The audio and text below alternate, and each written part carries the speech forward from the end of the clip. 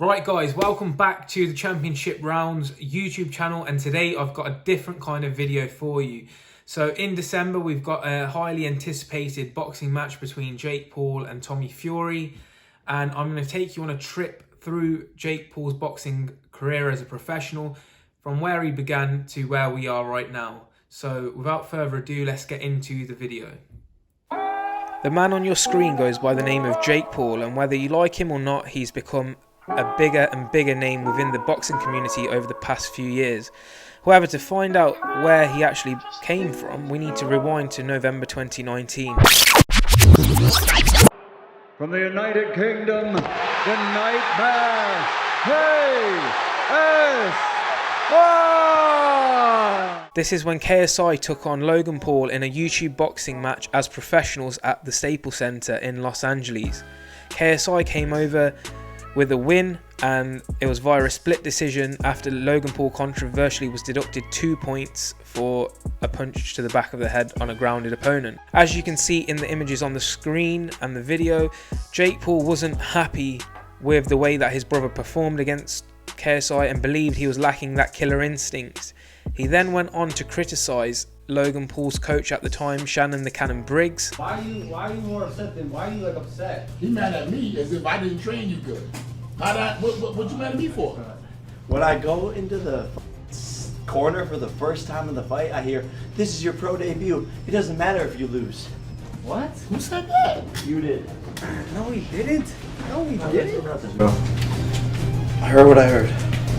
This didn't sit well with Jake, and he immediately hatched a plan to get his revenge on KSI. However, when calling out KSI for the fight, KSI pointed him in the direction of his sparring partner, Anisong Gibb. Anisong Gibb is a fellow YouTuber who is known for his FIFA pack openings, and Jake obliged. He took on Anisong Gibb in Miami in early 2020. Look at the camera. Go, face forward, face forward. To the camera. Gentlemen, face forward now. Right here, right this camera, please. Right here. The two stepped into the ring, and it was very one-sided. Within the first round, Jake Paul won via the 3 knockdown rule, so by TKO, and Gibb didn't really get started in the fight.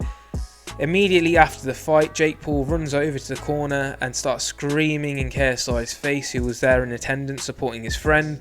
KSI then, at the end of the fight, calls him out and gets in the ring and agrees to have the fight. However, in early 2020, a global pandemic struck and coronavirus engulfed the world. The coronavirus is the biggest threat this country has faced for decades, and this country is not alone. From this evening, I must give the British people a very simple instruction. You must stay at home. This is where his trajectory of his career really took off.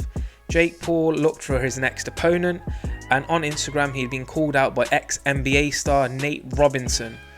Nate Robinson is known for his dunking ability, although he's a much shorter person than Jake Paul, but he was willing to take on the challenge and said that his athleticism would get him through this. He had no previous boxing experience, and Jake Paul had 1 professional fight and 1 amateur fight. The two stepped into the ring on the Mike Tyson versus Roy Jones Jr. undercard, which took place on November 28th, 2020.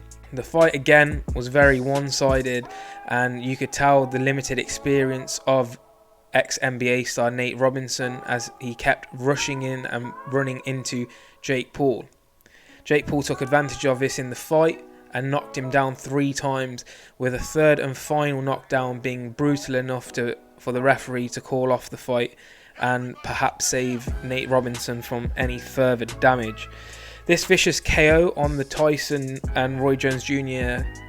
main card projected Jake Paul's name out there, and other stars started chirping and obviously taking notice of what the YouTuber was doing.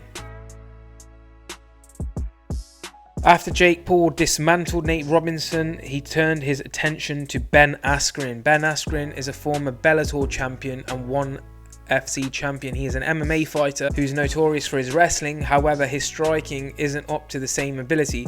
However, a lot of People thought that it was an interesting matchup because he was actually fighting a combat athlete this time, and Jake Paul knew exactly what he was doing going into this fight. Ben Askren was 38 years old, he's coming off a hip replacement, and it was only a matter of time before he got that first round TKO. He dropped Ben Askren with a beautiful overhand right, and the referee waved it off. He let the world know that he was one of the biggest prize fighters out there. 1.3 million pay-per-view buys. Oh my god. How much? $50. Oh my god. Oh my fucking god. That's roughly, you headlined a $60 million pay-per-view fight. Oh my god. 65 million. Oh my god. The combat sports world turned their attention to Jake Paul as he further started calling out more combat sports athletes, especially MMA-based athletes, as I think he believed that their striking was not up to the level of boxers, and that he could actually dismantle quite a few of these MMA stars while still gaining more and more clout within the boxing world.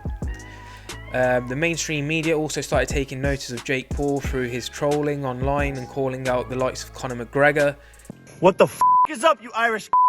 Good morning, Conor McGregor. I know you're probably beating up old dudes in a bar right now, or maybe you're jacking off because you're sick of your wife. I mean, she's a 4, Conor. You could do a lot better, but happy Monday. My team sent you a $50 million offer this morning. $50 million cash, proof of funds, the biggest fight offer you've ever been offered, but you're scared to fight me, Conor.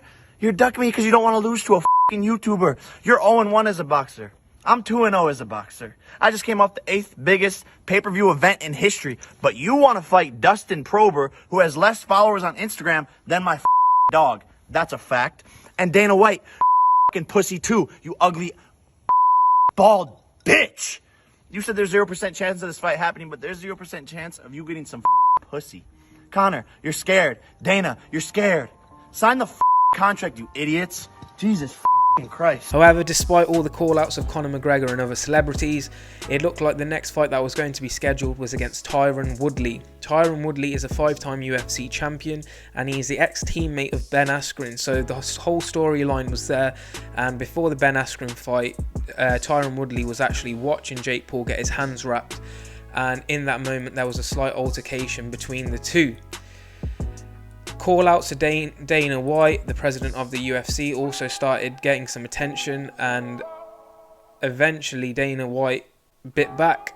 Dana White started talking about Jake Paul, and this was exactly what Jake Paul wanted, as it projected him as an even bigger star within the combat sports world. And I've said it before and I'll say it again, this kid's done a good job of putting himself in a place to make some money, man, you know? So good for him. He's got you guys talking about him all the time and asking questions about him, and got Daniel Cormier running after him, so he's doing something right, you know? Eventually, Jake Paul fought Tyron Woodley, and they raised the stakes during the pre-fight press conference. Let's make a new bet right now. I just bet I'm gonna beat your ass. If I beat you, you have to get I Love Jake Paul tattooed on you. But if you beat me, I get I Love Tyron Woodley tattooed on me, and you have to post it on your Instagram feed. Deal or no deal? Are you confident or not? What y'all think? Bro. Y'all think I should do it? Bro, this guy has no fucking confidence. Bet. Deal or no deal? Deal. Can we shake on it? During the build-up of Jake Paul and Tyron Woodley, Jake Paul was also going at Tommy Fury, who is the half-brother of heavyweight champion Tyson Fury, and the two exchanged some stories on Instagram, going back and forth.